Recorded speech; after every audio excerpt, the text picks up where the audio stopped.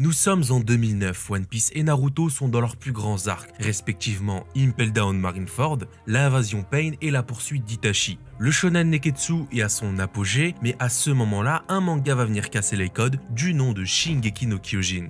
Alors qu'il vient tout juste de paraître, personne ne se douterait que ce manga, d'abord présenté comme un simple survival, allait marquer cette décennie non pas seulement au pays du soleil levant, mais dans le monde entier. Et ça, que ce soit le format papier ou l'adaptation animée. Un chef-d'œuvre narratif par son auteur Hajime Isayama et visuel par le studio d'animation Wit Studio. Et aujourd'hui, on va parler de faits divers qui concernent directement ou indirectement cette œuvre qu'on peut qualifier de titanesque.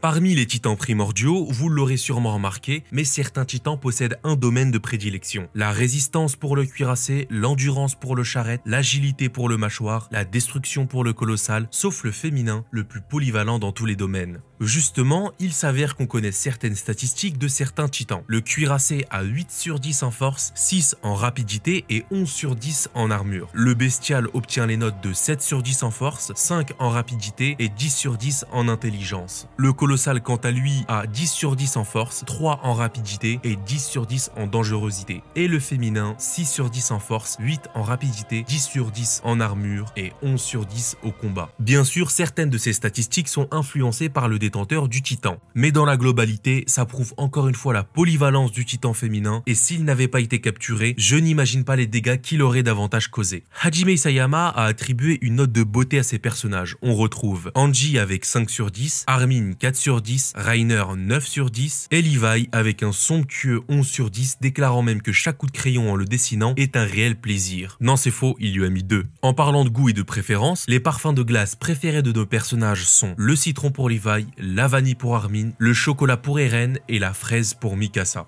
Le premier épisode de la saison 1 de l'anime réalisé par Wit Studio a nécessité 6 mois de production, justifiable par le fait que les premiers épisodes sont souvent les plus longs à la réalisation car il faut faire tous les décors et effectuer le chara-design des personnages. Voici les métiers qu'effectueraient les personnages de Shingeki no Kyojin s'ils étaient dans la vraie vie. Eren serait graphiste, Erwin et Levi enseignants, Sacha chef de restaurant, Armin biologiste marin et Mikasa femme au foyer. Dans l'épisode 1 de la première saison, il y a 3 enfants qui persécutaient Armin. Et bien lors de l'apparition du colossal, ces mêmes enfants seront les 3 premières victimes à être déplorées. Quand une œuvre a du succès, ce n'est pas rare de voir les licences vendre des produits dérivés, peluches, figurines ou autres goodies en tout genre. Et c'est aussi le cas pour l'Attaque des Titans qui a produit des parfums à l'effigie de certains personnages populaires auprès des fans. Hajime Isayama a déclaré dans une interview qu'il était un peu perdu pour la fin de son histoire. Au début, Shingeki no Kyojin devait avoir une fin traumatisante, mais il aurait abandonné cette idée car certains fans n'accepteraient pas une fin tragique et seraient trop tristes. On ne va pas spoiler, mais quand on regarde les scans, on comprend quel choix il a décidé de faire et à mon sens, je trouve ça dommage.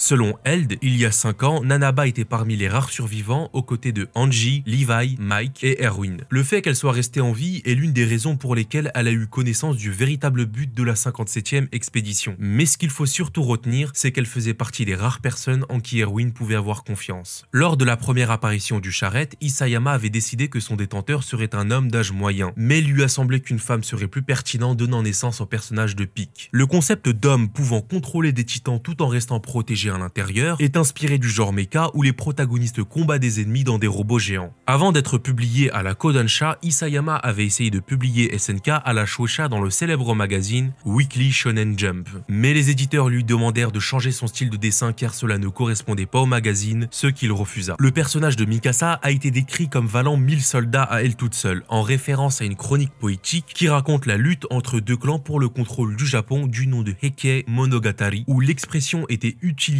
pour décrire une femme samouraï, Tomoe Gozen. La ville qui a inspiré Isayama pour les décors de Shingeki no Kyojin est Nordlingen. Je sais pas si ça se prononce comme ça, mais bon. Et rien qu'au premier regard, on repère tout de suite certaines similitudes. Sûrement le fait le plus connu parmi cette liste concernant le personnage principal de la série, la signification du mot Jäger veut dire chasseur en allemand. Quant à son nom Eren, cela provient du turc et signifie saint. Les noms des titans en japonais sont respectivement Megata no Kyojin pour le féminin, Yoroi no Kyojin pour le cuirassé, Agito no Kyojin pour le mâchoire, l'originel se nomme Shinso no Kyojin, Shariki no Kyojin pour le charrette, Sensushi no Kyojin pour le marteau d'armes, Shoogata Kyojin correspond au colossal, le Kemono no Kyojin est le bestial, et enfin, le titan assaillant se nomme Shingeki no Kyojin.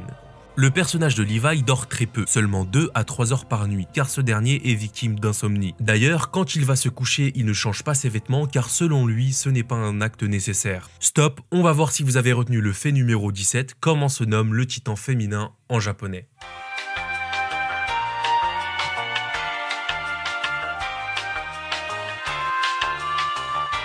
C'était le Megata no Kyojin. En parlant du Megata no Kyojin, oui je sais, je suis bon en transition, si le Megata était possédé par un homme, il y aurait 2 théories à mon sens. De base, les titans ont des traits masculins, que ce soit les primordiaux ou les titans purs. Le Megata no Kyojin, pour se démarquer, obtiendrait une apparence féminine, ce qui expliquerait pourquoi son cri charme d'autres titans, une de ses facultés qui lui est propre. La première théorie est que l'homme, une fois transformé, perd les traits du féminin et laisse place à un corps d'homme. Cependant, ça voudrait dire aussi qu'il perd sa faculté à charmer d'autres titans. La deuxième étant que le titan garde ses traits féminins, même s'il est possédé par un homme, pour pouvoir effectuer cette parade nuptiale. Et à mon sens, la deuxième est la plus probable. Et enfin, le dernier fait, ça sera à vous de me le dire. Apprenez-moi quelque chose, citez-moi un fait que je n'ai pas dit dans cette vidéo, je lirai absolument tous vos commentaires avec plaisir. Sur ce, j'espère que vous avez aimé la vidéo, n'hésitez pas à lâcher votre meilleur pouce bleu, à vous abonner. Et on se retrouve bientôt pour une très lourde vidéo, donc activez la cloche.